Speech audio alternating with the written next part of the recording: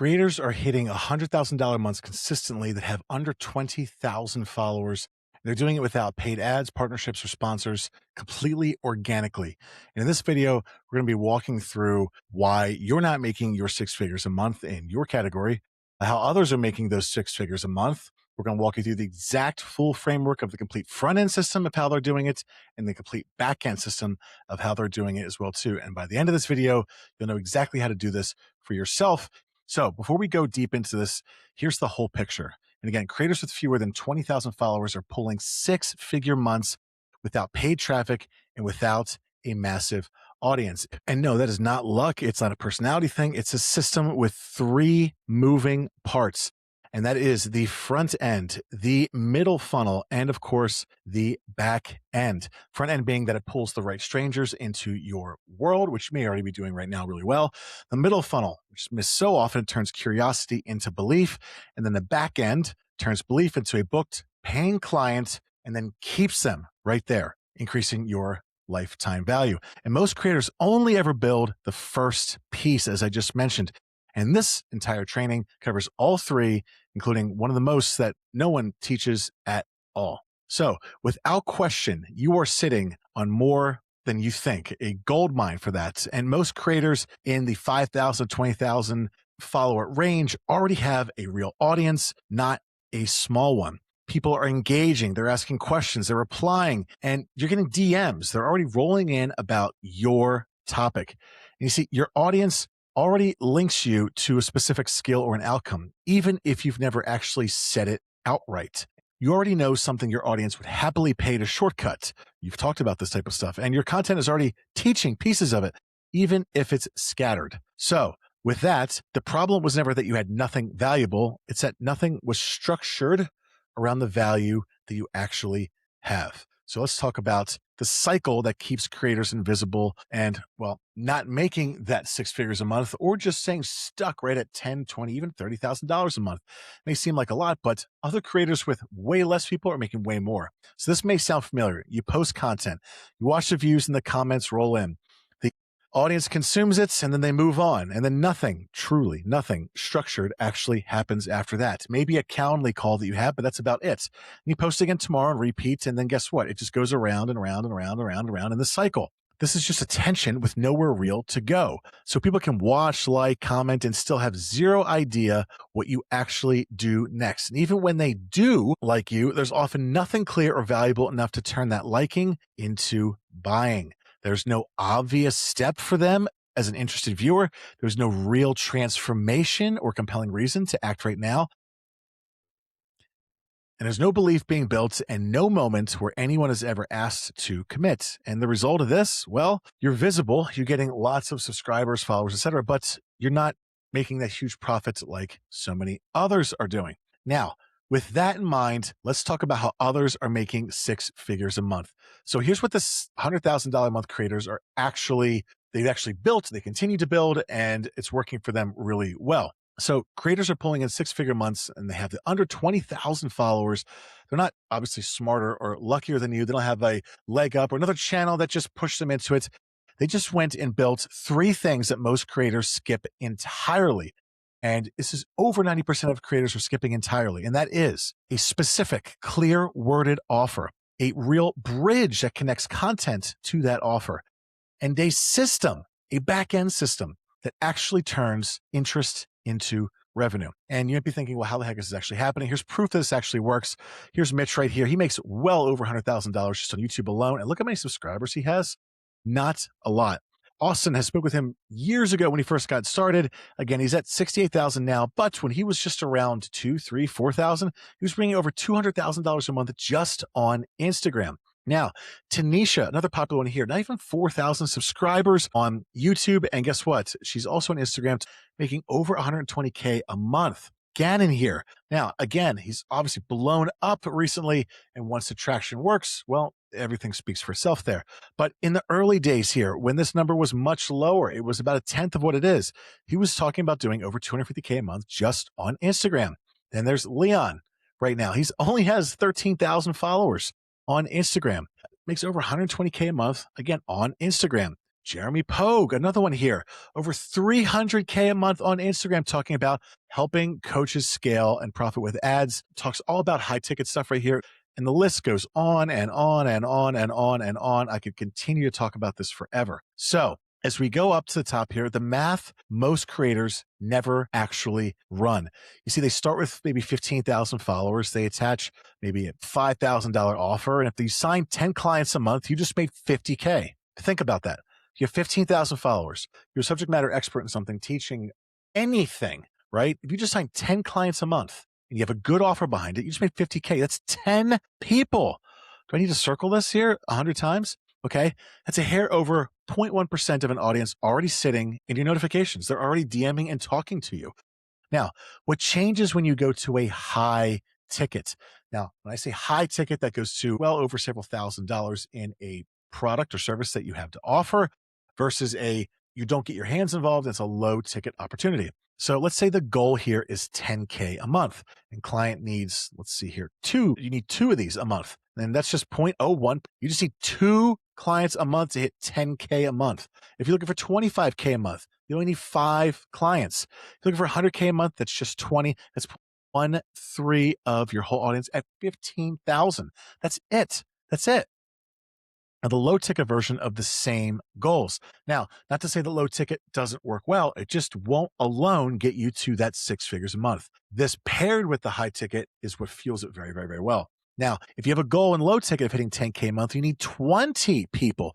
25K a month, you need 50 people. And 100K a month, you need 200 people.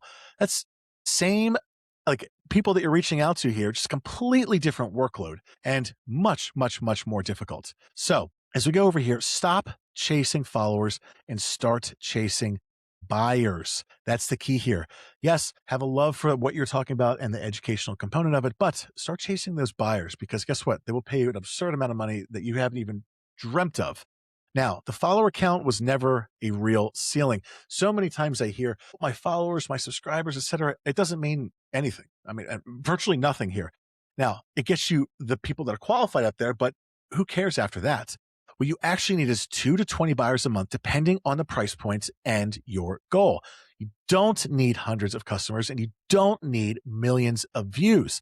Just a small, specific slice of the audience that's already sitting in front of you. They're right there. Now, let's talk about the next step, which is the complete front end system of what these creators are using and how it's working for them. So what do we mean by front end? Okay, the front end is a machine that turns a stranger scrolling past you into someone who genuinely is interested and turns that interested person into a real lead.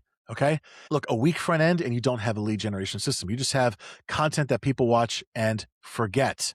All right, no good. So here's a front end completely explained in 4 easy moves. Step 1. You want to get specific about who you're talking to. Let's build the buyer profile before anything else. Every single time we connect and work with the client to build out all these steps and build their high ticket offer and get them to 6 figures a month and beyond, understanding who their clientele is the most important thing because without that, you're going to flop. Step 2 is build starting with one offer that actually answers the 5 key questions. We're going to talk about those 5 key questions, not 5 vague ones. Step 3, create content that pulls in and warms up the right people. And you may be doing this already really well. However, you need to focus on what this audience is looking at and give them what they're asking for. You see, curiosity plus clarity is the key winner every single time. And step 4, it's build the bridge from the content that's created to the lead. So warm attention has somewhere real to go. So most creators here, they don't have a content problem. They have a clarity problem. And once they fix that clarity, it's incredible what happens. And once an offer comes into place, my gosh, somebody just steamrolls in. And most creators think they need better content, better editing, better lighting, better cameras. That's not true. What they actually need is a sharper picture of who they're talking to. I'm going to highlight that who right there. Now, so if you skip that step and your content can rack up views all day long in the explore page, or they can be discovered on the homepage while attracting almost no one who's actually going to buy, as I mentioned here. The whole goal of this is to put your education out there for people to buy. So again, you need to know exactly who they are. You need to know the result that they're chasing, what's in their way, what they've already tried, what has to be true in their head before they'll ever hand you money. So, with that into place, here's how you actually learn who you're selling to. Plain and simple, you have to collect a whole bunch of data. And you may say, well, I understand this data. It used to be this person, so I get it. Not true. You have to collect data because your niche may have expanded and people may want something a little bit more than what you've already been talking about. Now, Instagram story polls and quick reply prompts get direct, unfiltered answers. This is the best source for this kind of stuff. A 5-question form, 5 simple questions you put out there. You see open-ended questions inside of a DM automation, and then you use AI to sort out those raw answers into buckets is wildly more valuable than forcing people just to say, is it A, B, C, or D by asking them a question. Give it open-ended. And once you have all those open-ended components, you'll be able to filter them all together and you'll have a true customer profile. Even on sales calls, if you've taken them, their real objections is reasons that they said yes or no.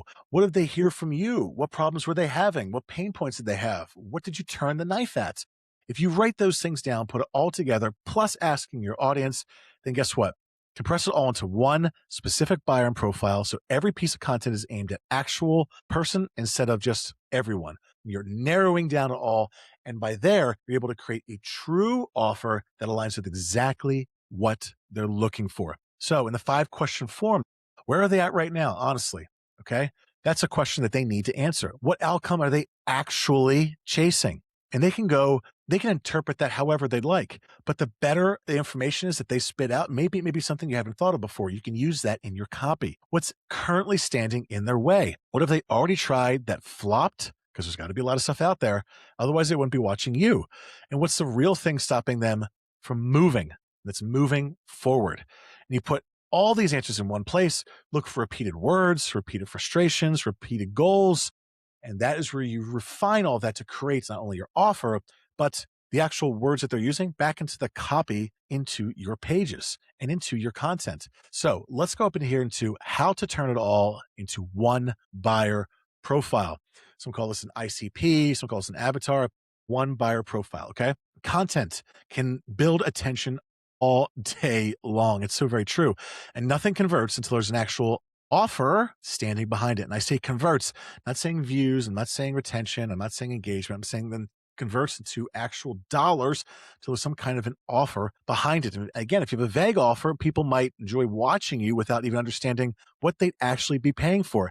And you know what you're doing there? You're just throwing hard, cold cash right down the toilet. Now, every strong offer has to nail these 5 things. What do they actually walk away with when creating an offer? That's a transformation. Who is this actually built for? They need to feel like it's built for them. And if they feel like other people are purchasing the exact same thing, they fall into the correct category. What is the process that gets them there? The vehicle. Is it a 5-step process? What does the journey look like to get there? And why you and not the other 10, 20, 100 other options? The positioning. What makes you special about this expertise and why? And why does this deserve their money? What's the value behind it? Are you creating an offer that's so good it's making them stupid to say no? And again, attention without a clear offer is just attention. It doesn't pay the rent. So once you have that attention, you need to convert it and have strong clarity to create a good offer and to get them to close and go down the funnel. Now, the difference between a vague offer and a specific offer. Here's a bad one. I help people buy property. Vague, boring, it doesn't align. Clear offer. I help first-time investors land their first cash-flowing rental through a step-by-step process, both specifically for this market. Okay, so why does that work? Well, the outcome that we talked about, it's spelled out. The buyer, it's named specifically. The path to get there, it's visible, step-by-step process. And the positioning stands out on its own. It's obvious what you're actually paying for. You see, a specific offer doesn't just describe what you do, it gives someone a reason to actually buy in. Now, one offer isn't enough. I know we talked earlier about having just one offer to start, and you should just have one offer to start instead of a ton of offers. But to actually hit those 6 figures, one offer isn't enough. You see, a single offer puts a ceiling on your income and on who you can actually serve.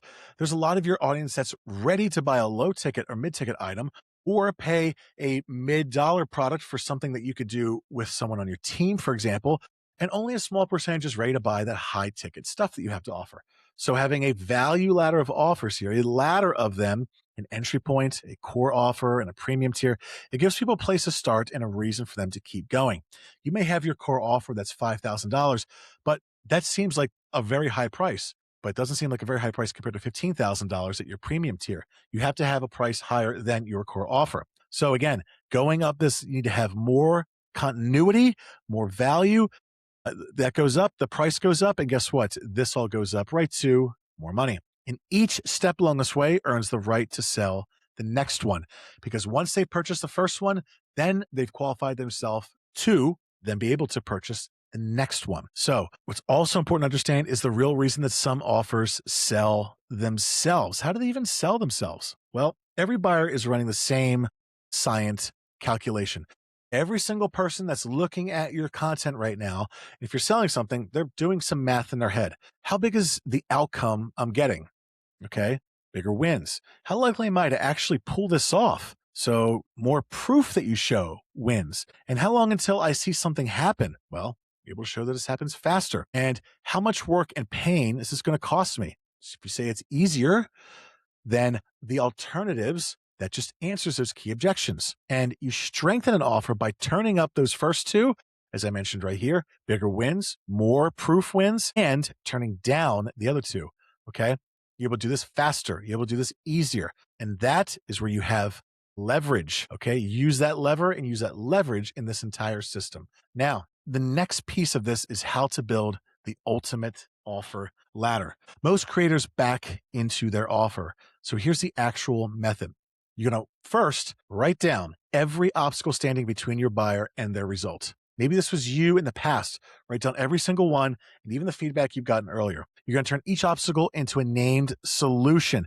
So if they say, I can't do this fast enough because it takes too long, you're going to have the supersonic speed process or something along those lines.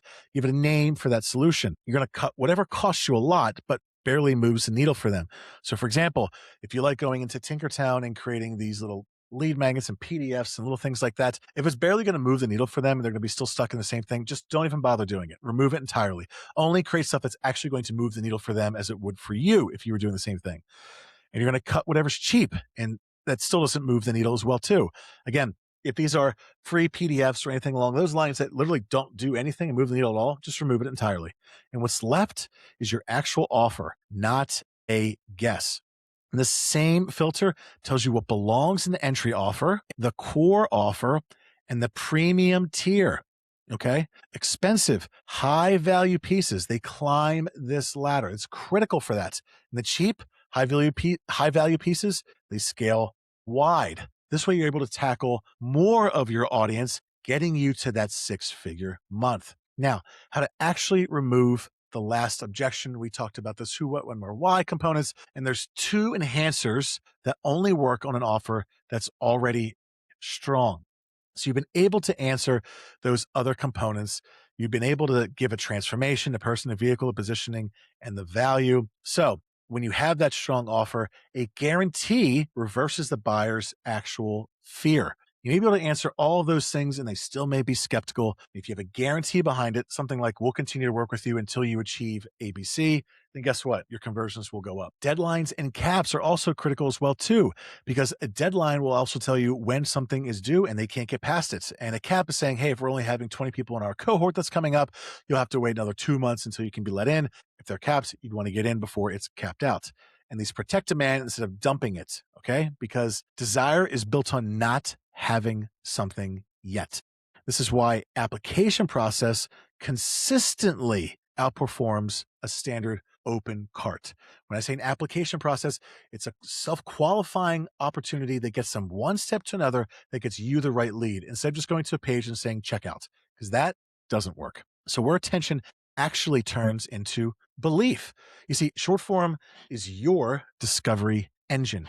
Instagram is where people quietly decide if, well, you're worth their time. Stories on your page keep the relationship warm between the bigger content, okay, if you have that bigger content. And YouTube, another golden piece here, is where the highest intent people go deep and start trusting you far more. It's the golden goose of trust. And a simple sequence, hook, story, proof, call to action, builds belief in real time. not just awareness. And maybe you've been getting a lot of awareness, a lot of views, but you need to build belief that you are the expert and authority behind all this. Now, someone who taps through 4 or 5 of your stories in a row is already halfway, maybe ready to say yes or ready to move to the next step. So if you run this pattern daily and bake it into your highlights, it's incredible what will happen when people start discovering you, seeing your authority, and taking the next step. So, reach, which is so commonly talked about, it's just a vanity metric if it's in the wrong room. If you're in the wrong room, it doesn't matter how many views you get. You need to be in the right room. And if you even have far less views in the right room, then you're way better people in the wrong room. So, a tightly niched channel with 60,000 subscribers can out earn one with millions of subscribers. And why is that? Because you're in the right room. So, the win was never a bigger reach. It was reaching the exact right person. And every piece of content should be written for one specific person with one specific problem. You see, one creator's 800,000 view video made him nothing, where a different video with 7,000 views landed a client worth $30,000. Again, having the right audience. Views are never meant to be a metric, okay? Revenue per view. Aha, that is. So now let's go into how to capture attention before it wanders off. See, plenty of creators have already had warm attention, maybe you exactly, but what's missing is a structured path built to catch it before it all disappears. You see, different funnel types solve different problems, and the right funnel type depends on your offer, your price point, and how much trust has to be built first. A good funnel builds belief before you even have to ask for anything. And that involves all of these steps going down to making the money right here from the traffic and these people and all these sources. It's source who's genuinely serious from just curious and qualifies the lead before a single sales conversion happens. There are people who are curious. There are people that need to go through a step and a process to be qualified to speak with you, because the last thing you want to do is waste your time having sales calls with people who don't have any money and are not even remotely going to be successful from what you have to offer. So there's 3 key funnel types I like to use that have 3 different jobs. For one, there's a VSL, which is a video sales letter, and that's to a VSL to book a call. This is for higher ticket offers where they need belief, context, and real qualification. Then there's a lead magnet funnel. This is built for colder traffic and earning trust slowly through a low ticket or a simple opt-in opportunity before even asking for a big sale. Then there's a webinar funnel or a training video funnel, and this works when the lead needs real education before they're ready to move. Now, here's the golden nugget I want to share with you here. This is the one mechanic built behind almost every viral lead magnet post, and that is a carousel or story that ends with a simple ask. Maybe comment one word, get something valuable for free. And that comment triggers an automation that delivers the lead magnet to collect an email, and no manual work is required. People use ManyChat for this. People use High Level, which we'll talk about, but it is an automated way to get their information and to feed them more that have interest. Now, you see, comments are heavily weighed on Instagram's algorithm. So every comment also pushes the post to people who've never seen you before. So keep the trigger word 5 letters or shorter, fewer typos as best you can, especially if you have people editing overseas, and more completed comments. Carousels drive roughly 10 times more than comment reels do for this mechanic. You see, the format matters just as much as the offer. And just to share with you here too, one creator ran this exact structure on a single post that we've worked with and pulled 16 million organic views without spending a single dollar on ads. Now, here's why this works better than it should. So you'll be thinking, well, how's this going to work? You see, the lead magnet does the generous, valuable part in public. Okay. Does the very simple part. They don't even know about the back end high ticket. The comment does 2 jobs at once. It opens the automation that we talked about and signals the algorithm to show the post to more people. Instagram loves comments on stuff. And what does it do? It just feeds it to other people who may be interested in the same thing.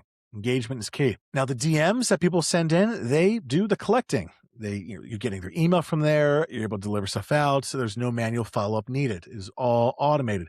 And the same funnel logic as your ICP, your individual customer profile, and your lead capture sections, well, it's just running natively inside a single post instead of across multiple platforms on autopilot. Now, this last piece here of the front end that's walking the funnel from start to finish. Let's talk what that looks like. So I talked about the VSL, the video sales letter.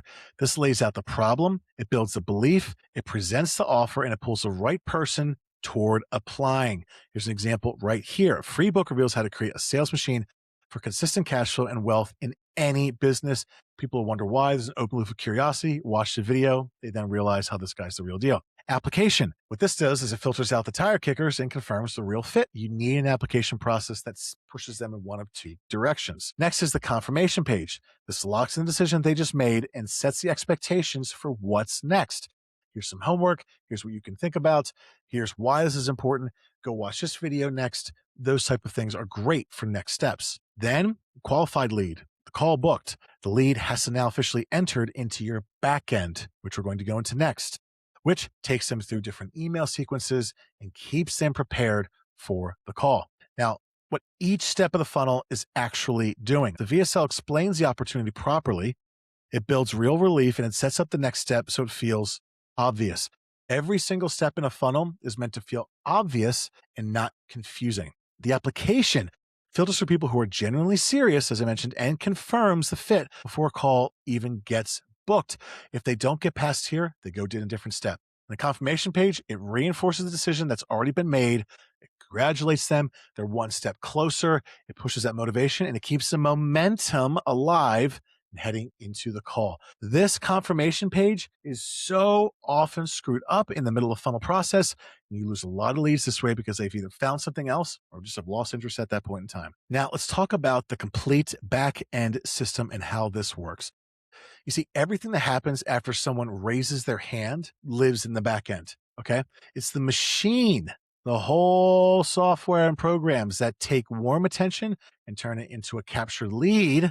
It has consistent follow-ups. It books the calls and it has the paying clients. It has everything together. It takes payments, processing, subscriptions, you name it. If you skip this, or if you just choose to take Cash App from people and skip this whole process, geez, you are losing leads. They're getting lost. The follow-up turns inconsistent. They're going to find someone else who's doing it better. And your sales results start depending on luck instead of structure, and they will all start ghosting you. So the back end has 4 key jobs. The first one is to capture and to organize, turning interest into an actual tracked lead. 2 is the nurture and the follow-up. This is keeping leads engaged until they're actually ready. So many times people will come in and they would be ready to move forward and pay. There's a little hair in the soup that needs to come out. And that's what nurture and follow-up does, just remove those additional pieces. Now the book and close, turning a warm client into a paying client, getting on that close call, having setters and closers involved. And the 4th job is tracking everything. That is the main piece here. We're using the right software. This is how you fix and find the leaks, see what's broken, where in the entire funnel and separate processes that people are falling out and missing out. And once you are able to track all those things, you're able to fix what's broken, fix the leaks, modify, split test, etc. And with a good marketing team, or maybe that even maybe you're able to fix these leaks triple, quadruple, even 5, 6, 7x what you are currently making into something that's extraordinary. So this is a key thing that I want to mention right here. You don't own them. You're just renting them online until they are in your backend system. Every post that you do only reaches a fraction of your audience. That's just how the algorithm works, unfortunately. Your account can get flagged, restricted, banned, and have 0 warning. And that's, well, your business, like it's gone. Imagine if your entire page was just gone and that's your whole audience. Are they not captured within your CRM and your back end? If not, say bye-bye. See, your followers and your engagement, yeah, they're vanity metrics and they work well, and they're key to growing your channel and hopefully getting the right people into place. But the number that actually protects your business, okay, is how many emails you're collecting every week, how many phone numbers you're collecting. And once you own that list, platform can't hold your business hostage. And we know how Instagram has these rules that come up of not posting links and this and that, but there are ways around this, obviously, with DM funnels and other sources as well, too. So how to properly capture and organize. This is the stage where interest gets turned into actual trackable lead. All right. Second, someone clicks, opts in, or shows the real intent, they need to land somewhere. Something falls through the cracks. So where do they land? It needs to be a software in the back end. There's all the components that go in the software we just talked about, but where are they being built? Who's building them? So your CRM, customer relationship management tool, is the single source of truth. It tells you everything. Now, behind this software we talked about, it tells you who the lead actually is, where they came from, what they opted into, and what needs to happen next. There could be a plethora of options next based on where they are in their emotions and their customer journey, what objections they have. And there's only one key software that does all of this very, very, very, very, very well. And that's High Level. It's one I've been using for years as an agency owner. And it's one I highly suggest it for you to use as well. Now, keeping it organized, that means tagging, pipeline, automations. Again, to hit those six figures months and beyond, even to hit 250,000, 500,000, etc., you have to have it all organized. You have to know exactly where your leads and clients are in the entire journey. So by tagging them, this sorts them out based on where they came from, what their interest was, their current stage, the follow-up that they used, where they are, maybe where they're located in the country. And then your pipeline shows you where everyone sits at a glance. It is a multiple step pipeline inside High Level that shows you, are they still sitting and waiting? Have they missed out on a sales call? Have they opted in but haven't taken the next step? And we'll also tell you where you can further to put more efforts in to keep them engaged and staying in the entire funnel and the back end to get them to purchase something. Because when someone opts in through a specific lead magnet, yes, they get tagged accordingly. And every message after that speaks specifically to them. Imagine if you had 6 different tags for one lead and the custom messaging goes exactly to them based on where they're at and what their disbeliefs are. That is where you start really increasing conversions. And the only way to do that is through automations because no one's doing it manually anymore. And they run this whole system on autopilot. You see, you add all of your leads into your CRM, you start tagging them properly, you move them to the next step, and then sending the next message without lifting a finger. Again, this is where the automations are key. So less manual work, fewer mistakes, way, way, way less chaos. If you just skip this, like this big step right here, they just evaporate. All your leads are gone. You may have all your leads in the system, but if you don't properly tag them in, they're just leads in the system. You don't know what they were going to buy, what they weren't going to buy, what the frustration was, and what you could potentially sell them on. So what you need to do is nurture them, okay, and follow up. So how do you do that? Allow me to show you. This is the piece in the back end that keeps a lead warm after they've already showed interest. Maybe they haven't purchased yet, or they got something that was free, or they bought something that was low ticket and haven't seen your high ticket. See, not everyone buys the moment they raise their hand. Some people need more time, more proof, or maybe a few more reminders. They need to be nudged a little bit here before they're ready to move. And there's so many email automations that go into place. These are abandoned cart emails for e-com stores. Hey, still thinking about this, this, and this. This person just recently received this result. Or wouldn't you like to see the same result? Those little nudges are really what converts me. And you need to water them properly. All right. It's a garden. So staying in touch is with email, DMs, SMS. All this is done within High Level. So email nurture. It keeps interest alive after someone enters your system, answering questions, showing proof, handling objections when they're spoken of. We just talked about this. The DM and SMS follow-up. It's more direct and personal and can be customized to do so. AI is even getting involved inside High Level to be able to customize your messages for you based on how your leads are tagged. It re-engages leads who've gone quiet and nudges people forward with the next step. And there's apps called Sendinblue, but there's Twilio, a handful of them, but the one inside High Level can also, and this increases response rates easily by 2 to 3x. Okay. Another way to nurture and keep them warm is a community, giving leads a place to stay warm. Even if they're not in there every single day, it reminds them here and there of what they're missing out on. So a nurture community, this could be a Discord, a school, a Telegram component. It gives leads somewhere to land after they opt in. An example of this is someone books a call through your VSL. And instead of only emailing them, you also drop them into a community where they see your ongoing proof, ongoing real value, case studies, and even your offer that stays visible. It just keeps them in. It's a great way to continue to nurture them. And this is what keeps warm interest from going cold, because the second they fall off, eventually they forget about you very quickly. If you're not following up with them, they are long, long, long gone. And they may have to start the process all over again if they ever do remember you. And that's just a big frustration. As I mentioned, school is a great component here to do that.